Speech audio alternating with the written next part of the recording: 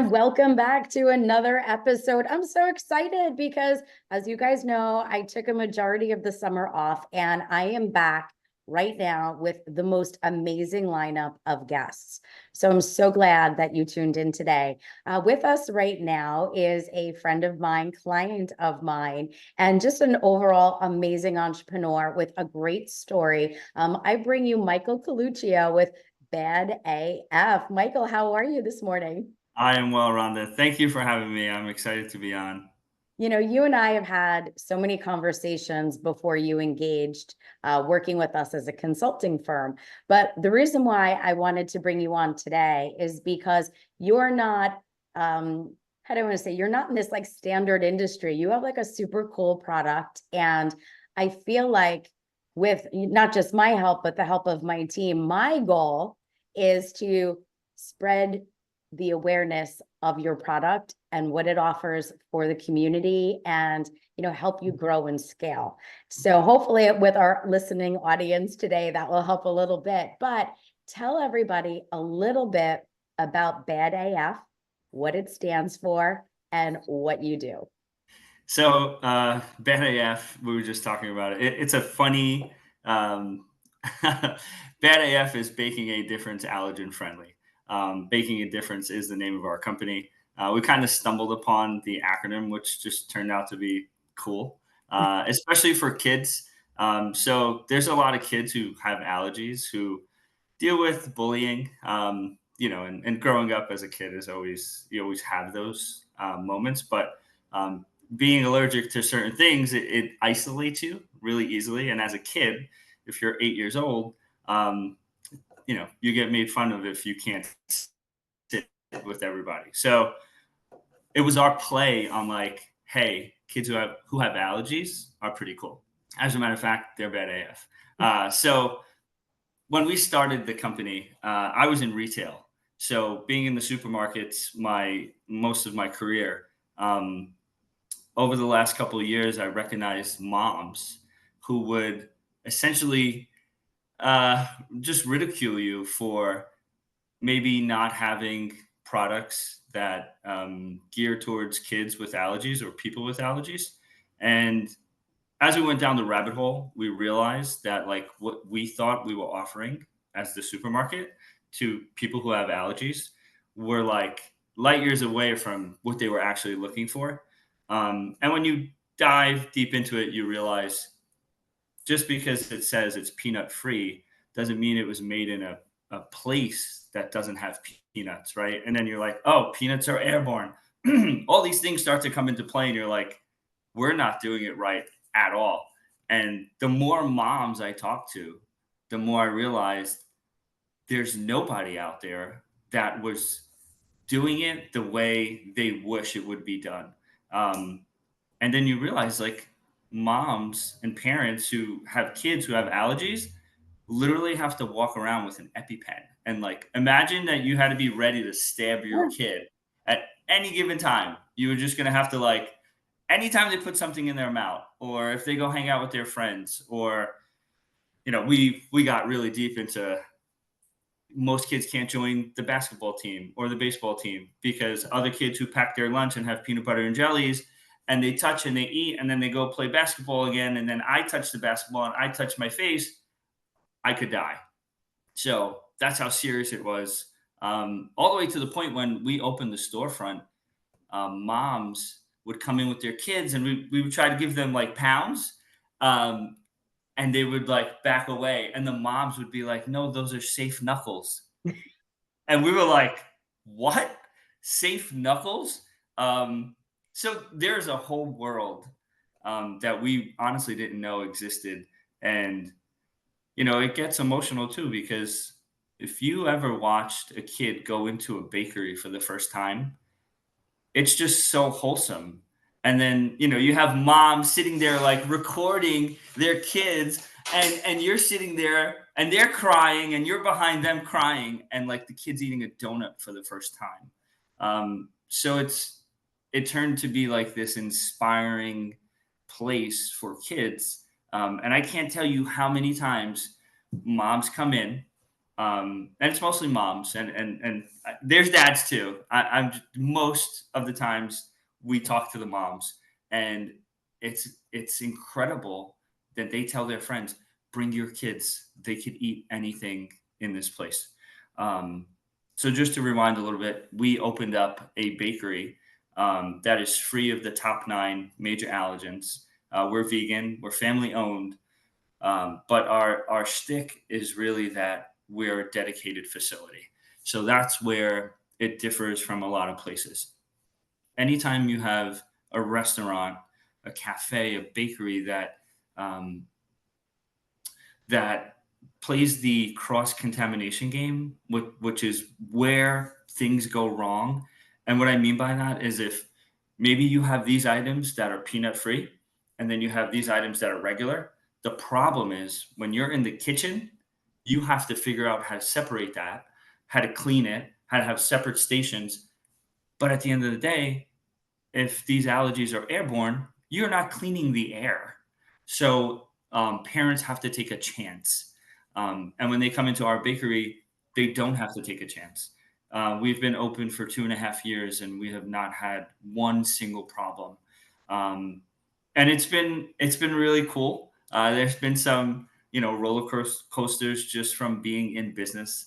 Um, but what we're doing, it's a deep mission. You become part of a group of people in the world, especially in the US, because that's as far as we deliver to right now. um, like they rely on you. They're rooting for us to grow, because it really doesn't exist.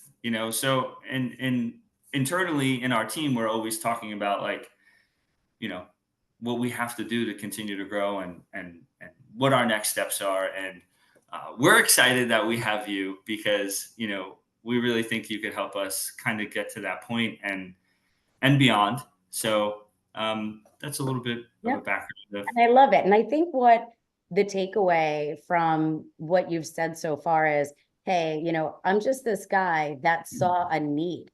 It's not even that it was personal to you where you had a child or you grew up as a child with allergies. You just said, I was working in this space, and time again, we were failing the public, and we were failing the families that needed a very specific product. So you went out and created it, which is a whole other like reason why I think you and I, kind of collaborated and gelled really well. And I'll be able to say, just on this point, when we're speaking about cross contamination in any kitchen, you're 100%, because as you know, I do own a restaurant as well. And there are times that people will come in and say, my child has allergies. Can I see the labels of the ingredients that you're cooking with?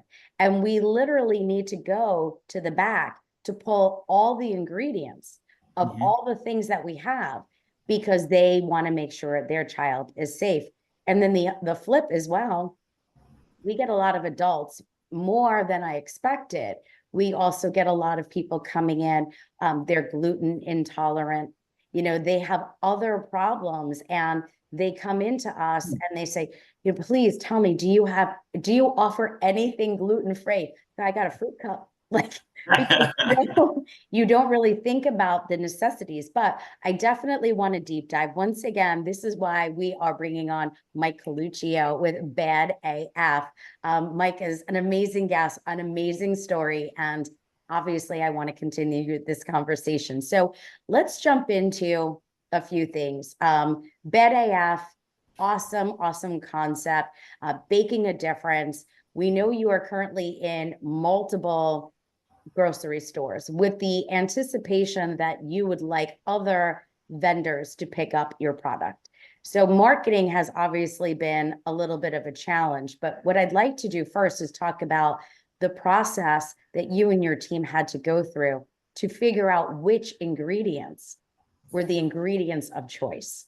Oh, this is going to be fun. So when we opened the bakery, we realized very quickly that just because an item says or doesn't call out that there's a major allergen maybe in that facility, um, we really quickly realized when you call the manufacturer and you're like, "Hey, I'm buying this flour from you.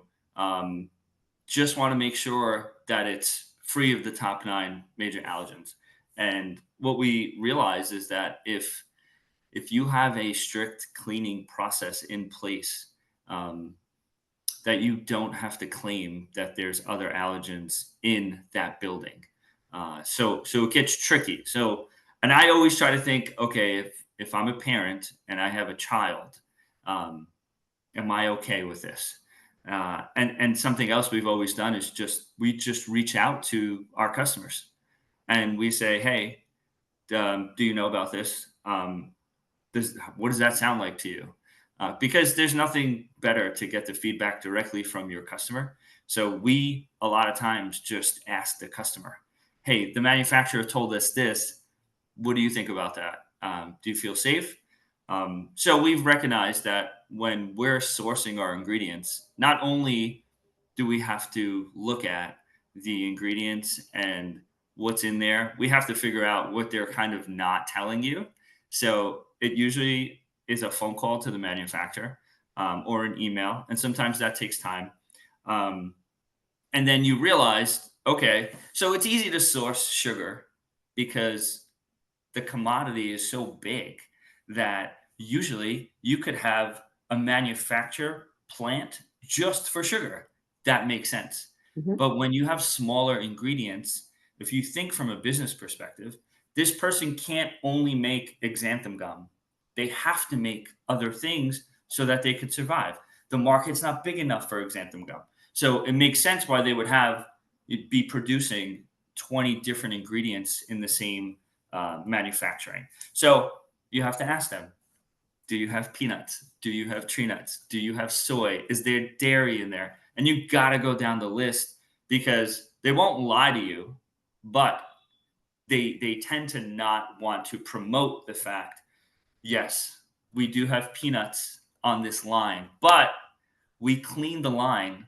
Um, we have this very strict process, and you know, we throw out the first 10 pounds of flour so we could ensure, um, and at the end of the day, we have to make a decision.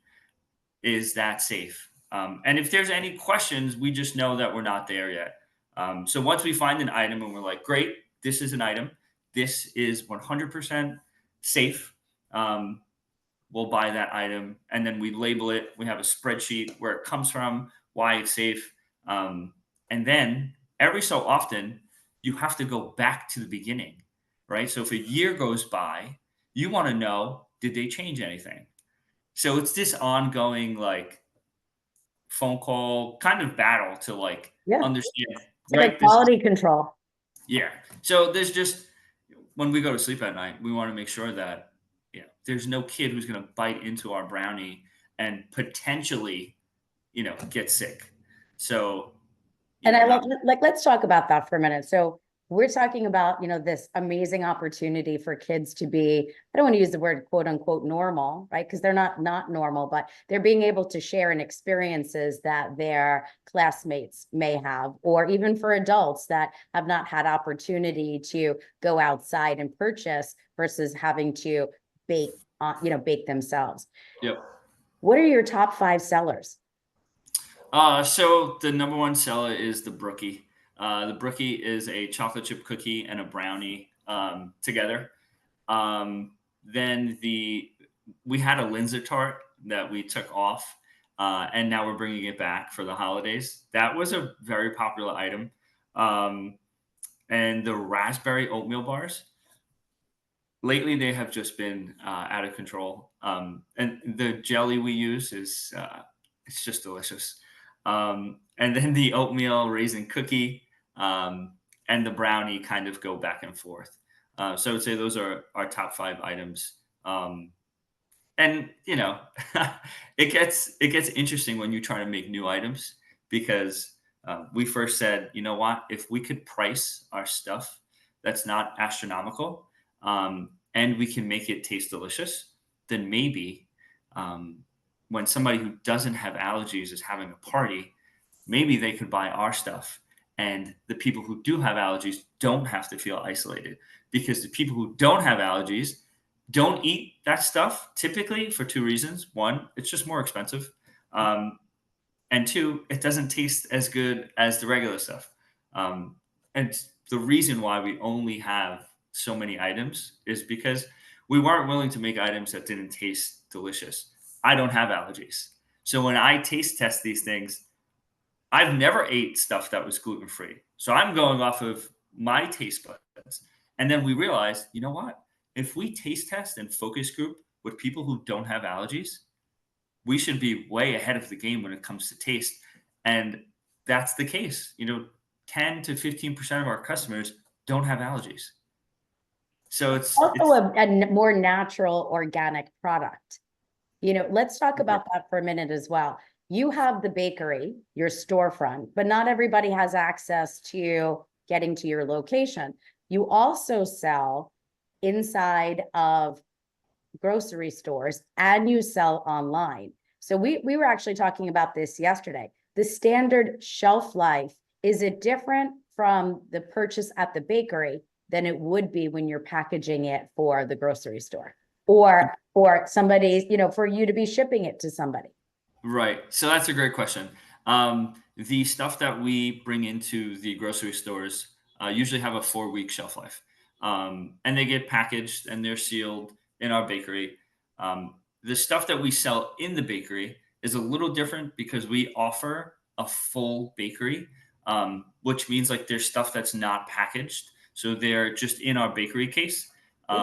We have 12 varieties of donuts, and donuts typically only last for that day. So they're meant to be eaten that day. And then we have another case of like apricot bars and Linzer tarts and chocolate chip cookies. And that would probably last a couple of days. The other stuff is sealed in our packaging, so it will last up to 4 weeks. And most of the other product outside the donuts would last if we just put it in a package and sealed it. So, there's no real preservatives inside our products. They're just naturally they just naturally last that long. And to be honest, some of them last even longer than 4 weeks. But we sell through it in a week, 2 weeks. So there really was no need for us to put, 8 weeks on a raspberry bar. But yeah, there is a difference in the shelf life. And the idea is like it takes time to get it to the supermarket, put it on a shelf. Sometimes you're rotating the product. So the new product's going to go behind the product that's maybe a couple of days older. So it might take a week for the customer to get to that product. But it's been working. It's really been working well. Now, if I'm a mom and I want to purchase from you, I could also freeze these. Are they freezable? I'm assuming I can say, let me buy in bulk and put it in the freezer. So let me not put words in your mouth. Let me hear what that response is. Yes. We didn't realize you could freeze them because when we started the bakery, our freezer, our walk-in freezer broke like day one, and we just never had a freezer. And we were like, all right, we're not freezing anything because we can't. And we kind of just got away from it. And then a parent came to us and was like, I love your stuff. I buy 5 packages at a time and I just freeze it. And we were like, oh, how's that work? And she's like, it's amazing. She's like, I just pulled something out from last month and I just let it thaw out. I said, and quality, everything was fine. The texture, she was like, no difference. So then we started doing it at home. We would take a package, go home, start freezing stuff, and sure enough, it was fine. There was no difference in the product. You just take it out of the freezer and let it thaw out, and there you go. You had product. So we started promoting it. Hey, just so you know, if you're going away and you can't come back to us, or you're not going to be able to order and ship it to your house, you could buy a couple of packages and freeze them. They freeze really well. I love it. Now, obviously, people are going to want to get in touch with you. How do they find you? How do they order from you? What's the best way to reach out and process an order? So we have our Instagram account. It's at BADaf Bakery. Our Facebook page is the same. Our website is the same. It's badafbakery.com. You could inquire on the website or on our Instagram. We answer very, very fast. I have answered every single customer because of, the questions that they're asking. They really want to talk to, like the person behind it. They'll even ask, like, is this the owner? So they find comfort in knowing that I'm not just an employee who's like, yeah, you're good, no problem. But if you DM us, you'll notice that we'll get back to you probably within the hour. If you leave an inquiry on the website, we're huge on getting back to the customers as fast as possible. Even if we don't have the answer that they're looking for, we're going to get back to them. Um, the Instagram is probably the best way because it's just a direct notification to my phone, and like I'm just going to open it and answer you as soon as possible. Um, you can order our stuff online. A lot of customers do go online, ask some questions. We try to be like just easy to access. A lot of companies we recognized in early stages that it was hard to get to the person who was going to answer your question the right way. Um, and we've built it out where, like, I mean, you could Google baking a difference or Bad AF Bakery, and you're gonna find my cell phone on yeah, which I probably should We'll have. talk about that in our next consultation. But Yeah, you can that's call my phone. It's we're easy to find. I love it. Well, thank you so much for joining us today. Once again, we are speaking with Michael Caluccio, Bad AF Bakery. Moms, parents out there, or if it's just for yourself, if you have any of the 9 standard allergens, you're looking for a new product, you're looking for something different, or you're just interested in cleaner eating, please feel free to reach out to Bad AF Bakery. Go to badafbakery.com. Just try it out. Give me some feedback. But until next time, we do have to go. We're looking forward to bringing you another amazing guest coming up soon.